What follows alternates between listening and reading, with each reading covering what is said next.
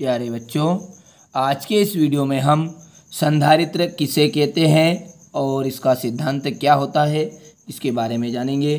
तो देखिए बच्चों, संधारित्र एक ऐसी युक्ति होती है जिसके द्वारा किसी भी चालक के आकार या आयतन में वृद्धि किए बिना ही उसकी धारिता बढ़ा देते हैं।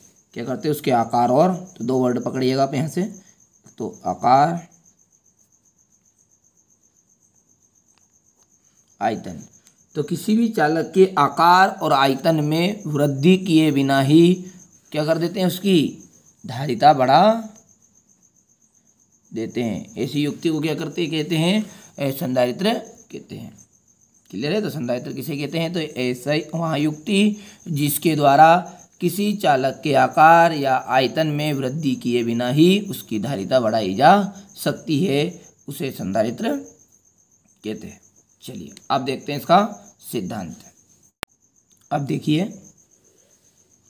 ए हमने क्या ले ली? कोई चालक पृथक्कृत प्लेट है या फिर ये पृथक्कृत चालक प्लेट है जिसको हमने प्लस क्यू आवेश दिया। क्या दे रहे हैं हम इसको? प्लस क्यू आवेश दे रहे हैं। तो इस प्लेट पर समान रूप से प्लस क्यू आवेश वितरित हो जाएगा। तो देखिए प्लस क्यू आवेश, ये हमने पूरी उस पर क्या दे दिया है? प्लस क्यू आवेश दे दिया है। तो ये प्लस क्यू आवेश क्या रहेगा? इस प्लेट पर समान रूप से वितरित हो जाएगा।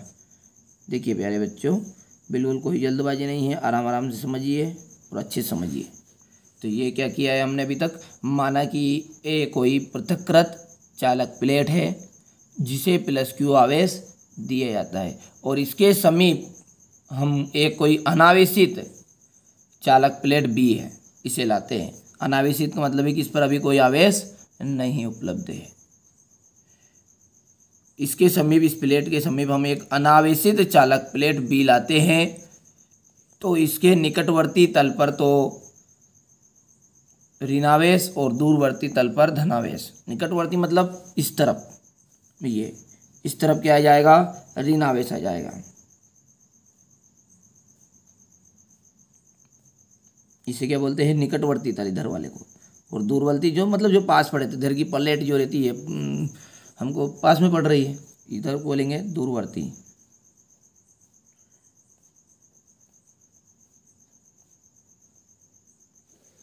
चलिए अभी तक क्या क्या किया है फिर से दोहरा रहे हैं कि माना कि ए कोई पृथक्कृत चालक प्लेट है जिसे प्लस क्यू आवेश दिया जाता है और इसके समीप कोई अनावेशित चालक प्लेट बी को लाते हैं। तो प्रेरण की क्रिया होती है और उस प्रेरण की क्रिया के द्वारा क्या होता है? चालक प्लेट बी पर के निकटवर्ती तल पर तो ऋणावेश आ जाता है और दूरवर्ती तल पर धनावेश उत्पन्न हो जाता है। क्लियर है? इतना समझ में आया आपको? देखिए इसी प्रकार हमको संधारित्र सिद्धांत में इतना लिखना पड़ेगा। तो ये एक बार और रिपीट कर लेते हैं हम इसे ताकि आसानी से आपको समझ में आ जाए। तो देखिए, माना कि ये कोई एक पृथक्कृत चालक प्लेट है जो प्लस क्यू आवेश दिया गया है इसे, इसके समीप यदि एक दूसरा अनावेशित चालक प्लेट बी लाते हैं तो प्रेरण के द्वारा प्लेट बी के निकटवर्ती तल पर ऋणावेश तथा दूरवर्ती तल पर धनावेश उत्पन्न हो जाता है। देखिए अब इसका स्क्रीनशॉट ले लीजिए आप।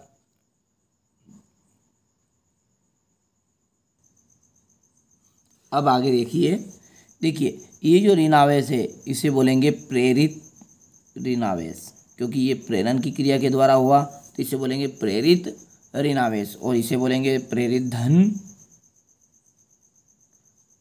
आवेश। अब देखिए, ये जो प्रेरित ऋणावेश है ये प्लेट ए, ये जो चालक प्लेट ए है इसके विभव को कम करने का प्रयास करता है। प्रेरित ऋणावेश चालक प्लेट ए के विभव को कम करने का प्रयास करता है और प्रेरित धनावेश चालक प्लेट के विभव, यानी कि चालक प्लेट ए है इसके विभव को बढ़ाने का प्रयास करता है। देखिए, प्रेरित ऋणावेश चालक प्लेट ए के विभव को कम करने का प्रयास करता है, जबकि प्रेरित धनावेश चालक प्लेट ए के विभव को बढ़ाने का प्रयास करता है। और चूंकि जो प्रेरित ऋणावेश है ये इस प्लेट के नज़दीक ज़्यादा है, दिख रहा है आपको। चूँकि प्रेरित ऋणावेश प्लेट ए के अधिक नज़दीक है, इसलिए प्लेट का विभव कम होता है। ये जो प्लेट ए है इसका विभव कैसा होगा, कम होगा। और जब इसका विभव कम होगा तो हम सूत्र एक जानते हैं कि C बराबरी पे Q बटा V। जब इसका विभव कम रहेगा तो ऑटोमेटिकली इसकी धारिता बढ़ेगी। तो हम बोलेंगे कि जब विभव कम होगा तो इसकी चालक प्लेट ए की धारिता बढ़ जाती है। अब देखिए आप इसको परीक्षा में किस प्रकार लिख के आएंगे। देखिए, प्रेरित ऋणावेश चालक प्लेट ए के विभव को कम करने का प्रयास करता है, जबकि प्रेरित धनावेश जो है प्लेट ए के विभव को बढ़ाने का प्रयास करता है। और चूंकि प्रेरित जो ऋणावेश है, ये प्रेरित ऋणावेश, ये प्रेरित ऋणावेश किसके नज़दीक है ज़्यादा, प्लेट ए के, तो इसके कारण प्लेट ए का विभव कम हो जाता है। और तो सूत्र C बराबरी पे QV से चालक प्लेट ए की धारिता कैसी हो जाएगी, जब विभव कम होता है तो बच्चों ध्यान रखिएगा, जब विभव कम होता है तो धारिता बढ़ती है। तो यही सूत्र से हमने लिखा, जब चालक सूत्र से C बराबरी पे Q बटा V से चालक प्लेट ए की धारिता बढ़ जाती है। अब देखते हैं, और यदि इसका संबंध हम प्लेट बी का, ये प्लेट ए ही है वापस और ये प्लेट ए है और ये प्लेट बी है, और यदि इसका संबंध हम क्या कर दें, पृथ्वी से कर दें,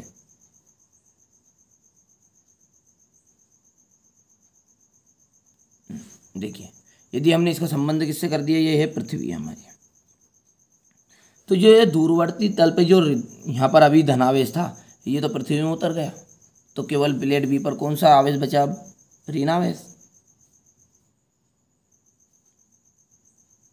कोई जल्दबाजी नहीं है, आराम से समझने का प्रयास करिए। क्या बोल रहा हूँ मैं कि यदि प्लेट बी का संबंध, ये चित्र में यहाँ पर तो ठीक है, यही चित्र को उठाकर अपन ने मान लिया इसका संबंध यहाँ पे पृथ्वी से करा दिया, तो डबल से बनाया इस चित्र को, है ना। तो यदि प्लेट बी का संबंध पृथ्वी से कर दिया जाए तो प्रेरित धनावेश पृथ्वी में चला जाता है, अतः प्लेट बी पर क्या बचता है, केवल ऋणावेश शेष बचता है। फिर से बोल रहा हूँ मैं, यदि प्लेट बी का संबंध पृथ्वी से कर दिया जाता है तो प्रेरित धनावेश पृथ्वी में चला जाता है, अतः प्लेट बी पर अब केवल ऋणावेशी शेष रह जाता है। क्लियर है। और जिससे क्या होता है, चालक प्लेट ए का विभव और कम हो जाता है, जिसके परिणाम स्वरूप उसकी धारिता बढ़ जाती है। देखिए यहाँ भी धारिता बढ़ी थी पर यहाँ पर विभव कम हुआ था, पर क्या किया था कि जो धनावेश था वो भी विभव को बढ़ाने का प्रयास कर रहा था। अब यहाँ पर धनावेश है ही नहीं तो विभव को कमी होगा ज़्यादा ज़्यादा, क्योंकि ऋणावेश कम कर रहा है। क्लियर है। तो क्या बोलेंगे कि जिससे क्या होगा कि चालक प्लेट ए का विभव और ज़्यादा कम हो जाता है और उससे उसकी धारिता बढ़ जाती है। यही क्या है, संधारित्र का सिद्धांत है। प्यारे बच्चे थ्योरिकल था इसलिए थोड़ा सा आराम आराम समझाया मैंने, और ये क्या 2 बार पढ़ेंगे आप समझ में आ जाएगा। अब देखिए आप इसको परीक्षा में कैसे नोट लिख के आइएगा। देखिए ये आपका प्रश्न है, ये आप संधारित्र की परिभाषा उतार लीजिएगा। ये इसका चित्र हो गया, चित्र दोनों एक ही है, इसका नाम हमने अलग अलग दे दिया पर ए और बी। क्लियर है। और संधारित्र का सिद्धांत में ये हमारा पहली लाइन आ गई थी। एक या 2 बार पढ़ लीजिएगा जिसमें आपको अच्छे समझ में आ जाएगा। क्लियर है। हो गया इतना स्क्रीनशॉट।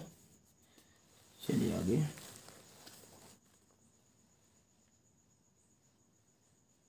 हो गया पूरा। हाँ अब इसे अच्छे से कंप्लीट कर लीजिएगा।